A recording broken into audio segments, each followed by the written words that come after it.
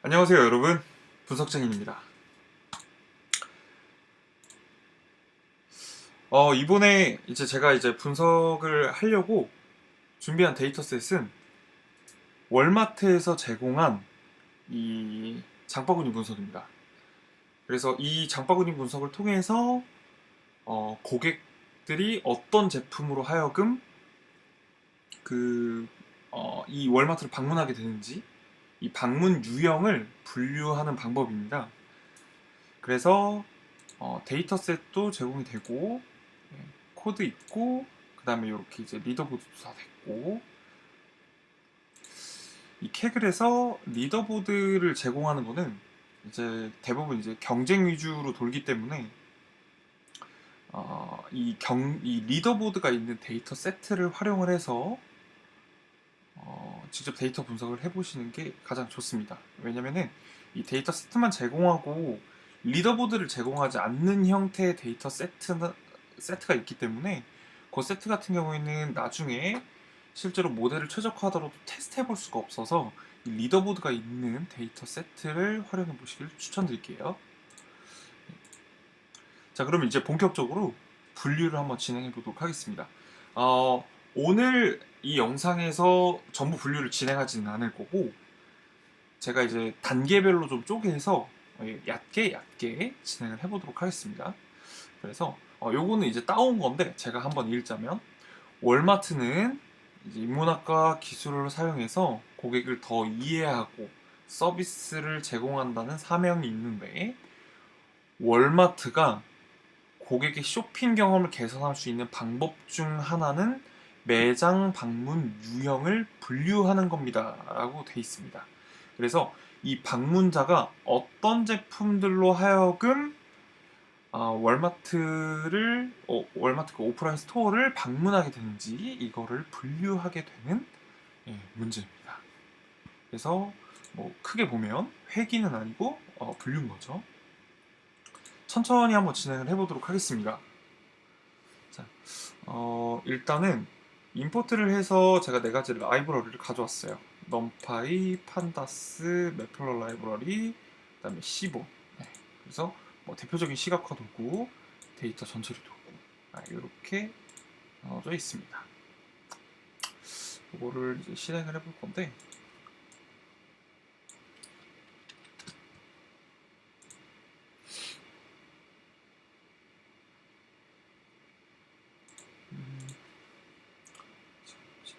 했고,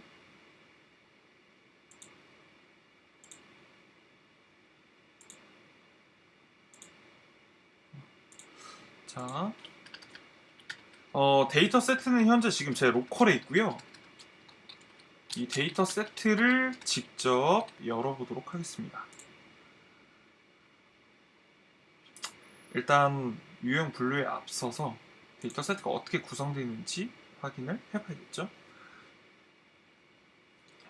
제가 지금 확인을 해보니까 한 7개의 열이 나오게 돼요. 이 내용을 제가 밑에 좀 정리를 했습니다. 트립 타입, 방문 유형, 방문 횟수, 방문 요일, 그다음에 주문 번호, 주문 수량, 그리고 상품 섹션의 그 카테고리, 그리고 마지막으로 저는 요거를 이제 같은 걸로 봤는데, 요거는 이제 그 설명에 의하면 월마트가 이 디스크립션을 수치화하면서 조금 더 디테일하게 새로 만들어 놓은 카테고리라고 합니다. 그래서 데이터 세트를 열어봤고, 요것도 열면 열은 같지만 행 자체가 조금 더 적은 세트가 나오겠죠. 자, 그래서 이렇게 두 가지 데이터 세트를 저희가 확인을 했고, 컬럼도 확인했고, 이제 순차적으로 천천히 밑에 있는 것도 다 찍어보도록 할게요. 트레인 데이터.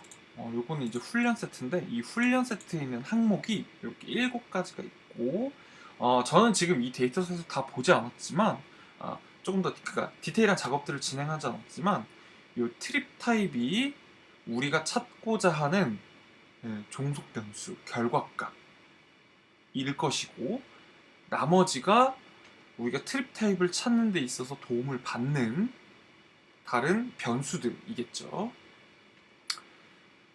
그 생각을 한번 해주시고 보시면 좋을 것 같아요.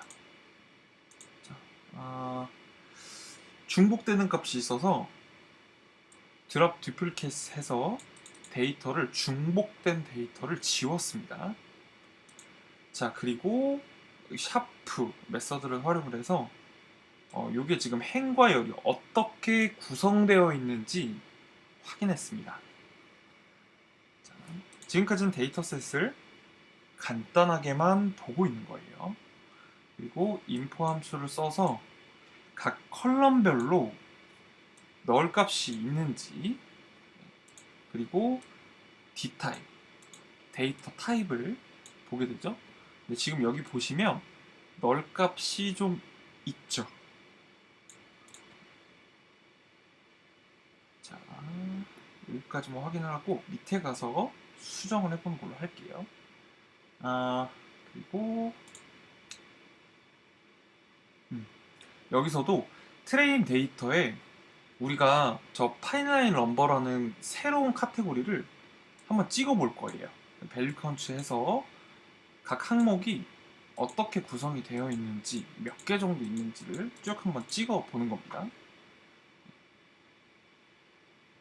찍어 보고, 자, 그리고 여기에 트레인 데이터 해서 파인라인 넘버가 들어가고 같은 게 바로 요 이꼴 옆에 들어오는데 옆에 fill NA라고 돼 있어요. NA면 우리가 흔히 값이 없는 걸로 이제 확인이 되잖아요. 네. 요 NA 난값, 요 값은 전부 828로 대체해서 값을 집어넣는 것으로 처리를 했습니다. 자, 그리고 다시 체크.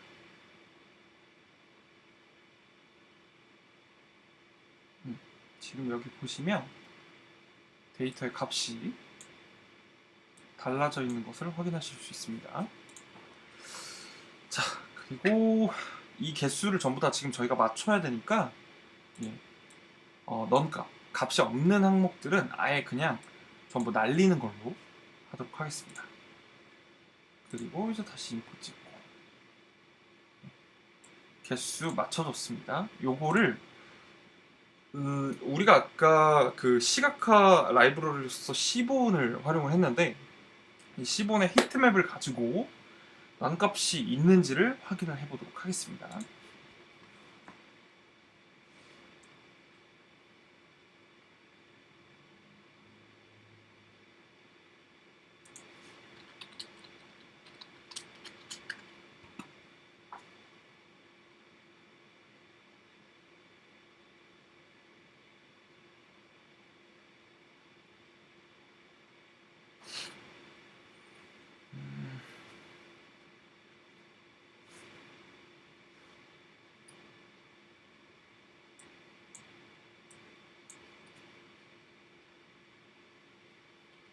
이거 왜 노출이 안 되지?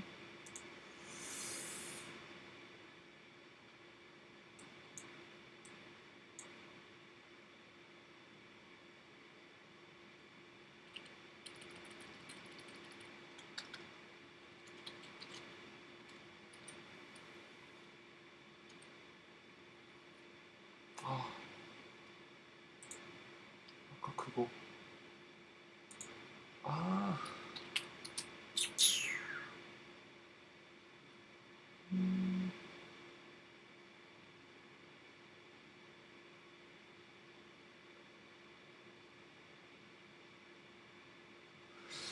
아까 이쪽에다가 제가 그 맵플로 라이브러리 시각화 뜨게끔 설정해 놓은 코드가 있었는데 명령어가 있었는데 그 명령어를 제가 지운 것 같아요. 근데 이 명령어를 제가 지금 확인하기가 어려워서 일단 요거는 점프를 뛰도록 하겠습니다.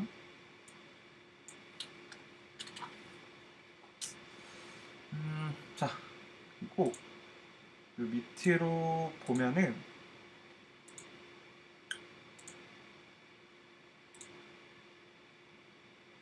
단변량 분석이라고 나오기는 하는데 실제로 제가 이제 제가 찾아봤던 저 월마트에서 제공하는 여러 코드들, 예시 코드들 중에서 제가 선택했던 코드는 단변량 분석이라는 표현을 쓰는데, 흔히 이제 단변량 분석은 그냥 다양한 변수들의 합산값이나 이 변수들의 어떤 차이나 이런 것들을 보는 건 아니고, 그냥 하나의 변수를 가지고 이 변수가 어떻게 이루어져 있는지를 확인하는 겁니다. 그러니까 우리가 흔히 알고 있는 이제 이 열의 이해, 항목의 이해, 변수의 이해 정도만 생각해 주시면 되겠습니다. 그래서 단변량 분석이 제가 이렇게 이제 준비를 했고, 실제로 우리가 갖고 있는 컬럼 값들을 하나하나씩 셀을 다 나눠놨어요. 그래서 첫 번째 트립 타입부터 한번 볼게요. 이렇게 트립 타입에서 유니크 하면은 요거 이제 유니크한 값, 저 트레인 데이터에 트립 타입이라는 컬럼이 값이 있는데, 이 값의 유니크 값을 먼저 찾아보려고 해요. 값이 나오고, 요것도 아마 안 나올 거예요. 그러면 그냥 요거를 이대로 그냥 가는 걸로 할게요. 어차피 데이터 세트는 동일하니까. 여기서는 제가 그 C번의 카운트 플롯이라는 걸 활용을 해가지고 이 트립 타입을 하나씩 카운트를 다 찍은 거예요. 그래서 이게 몇만 개, 몇십만 개가 나오는지를 쭉 봤어요. 네, 여기까지는 데이터를 이해하는 정도로만 다가가면 되겠습니다. 흔히 우리가 알고 있는 EDA의 수준이기 때문에 정말 그냥 데이터를 탐색하고 데이터가 어떤 형태로 생겼는지만 보시면 좋을 것 같아요. 그래서 데이터 세트가 지금 보면은 37, 8, 9, 40. 요 네 가지 항목이, 사실 이 두 가지 항목 좀 애매하긴 하지만 우선은 이 네 가지 항목이 현재 가장 많은 값을 차지하고 있습니다. 까지 말씀을 드렸어요.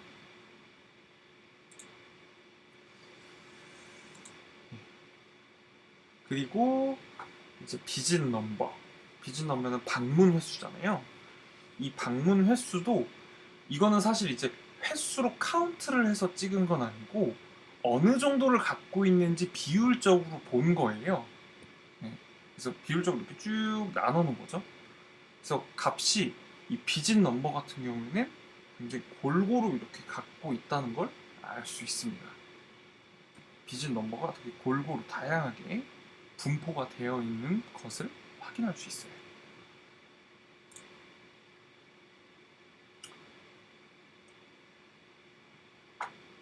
그 다음에 요거는 이제 요일.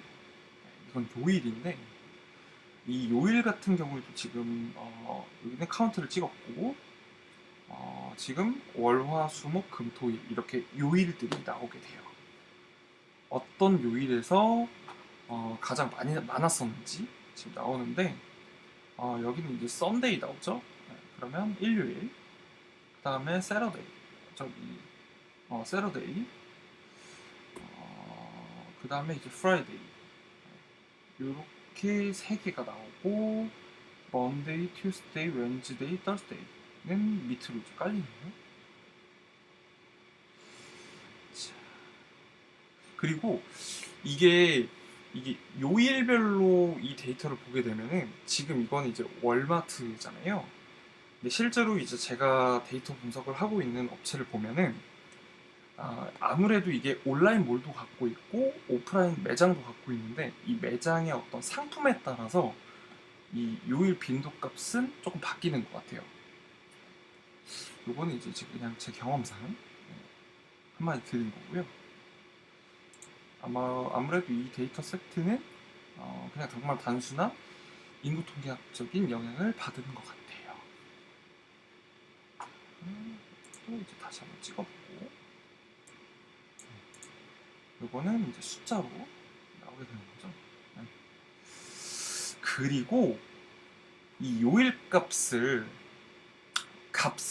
변경을 해야 되는데, 이게 이제 수치 형태로 변경이 돼서 변경된 요일값, 수치 형태로 변경된 요일값을 가지고 이제 수치 형태로 분석을 해야 되다 보니까 요거를 변경하게 됐습니다. 이 요일값들이 들어오게 되면 지금 이 if else 문 보이시죠?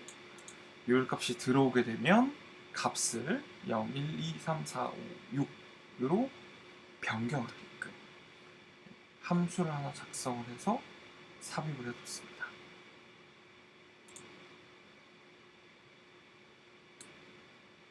자, 여기도 안 보일 거니까.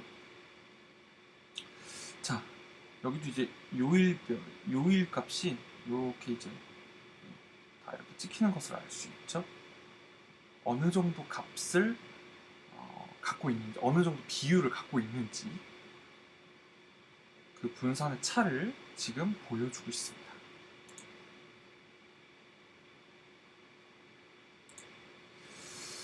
자, 두 번째. 두 번째도 요 디파트먼트 디스크립션도 같은 방식으로 접근을 하는데요. 지금 보시면은 여기 이제 저는 이걸 이제 하나의 카테고리로 봤습니다. 그래서 여기 보면은 지금 헬스 뷰티, 시즈널, 그다음에 뭐 컨셉트 스토어 이렇게 쭉 이렇게 나오게 되는데 이 내용을 보고 저는 일단 요거를 카테고리라고 이제 생각을 했고 이 카테고리 내용들을 지금부터 정리를 한번 해보도록 하겠습니다. 자, 뭔가 굉장히 항목이 많은데 이 항목 같은 경우에 지금 보면은 파이낸셜 서비스, 그다음에 슈, 푸드스마 케어, 페인트 앤 액세서리. 그래서 되게 서비스의 어떤 유형 자체가 단순히 도소매에서 다룰 법한 내용들뿐만 아니라 뭐 금융 쪽의 서비스부터 되게 다양한 서비스들이 이 안에 지금 들어가 있습니다. 여기 가운데 보면은 쿠키, 뭐 캔디 이런 것도 있는데 지금 제일 높은 걸 보게 되면은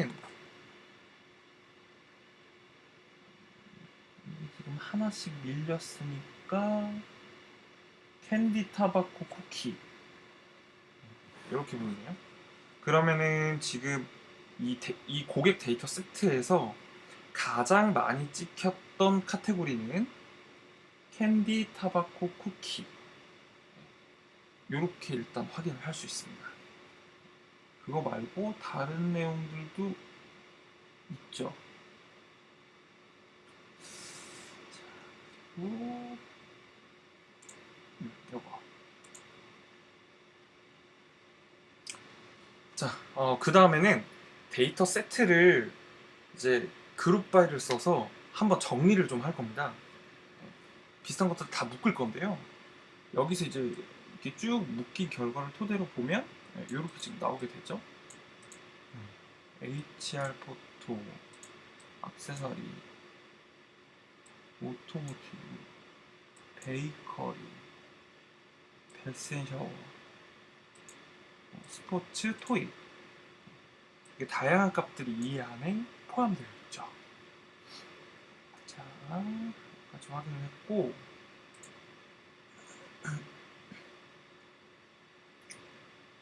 예, 여기서 이제 유니크 값을 가지고 쭉 리스트 형태로 뽑아보면 이렇게 나옵니다.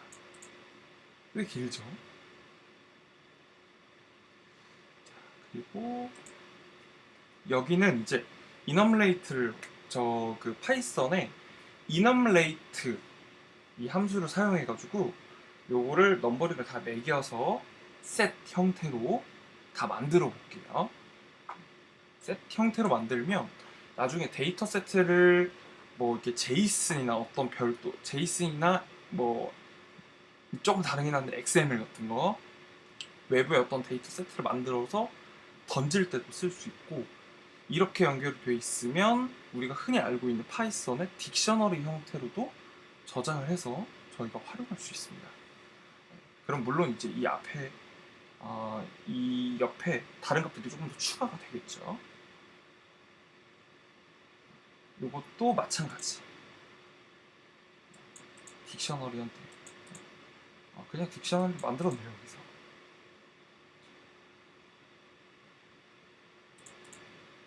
그리고 실행을 안 했구나.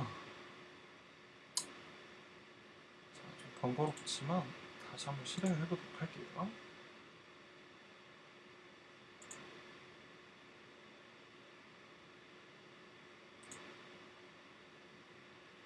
네, 값이 일목요연하게 나오는 것을 확인할 수 있습니다.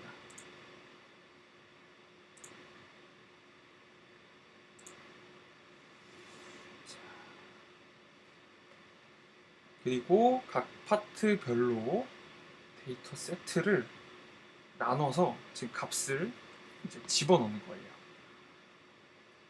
딕셔너리에 저희가 위에서 이제 이 밸류를 지정을 했잖아요. 이 밸류를 맞게 집어넣는 작업을 하고 있는 겁니다.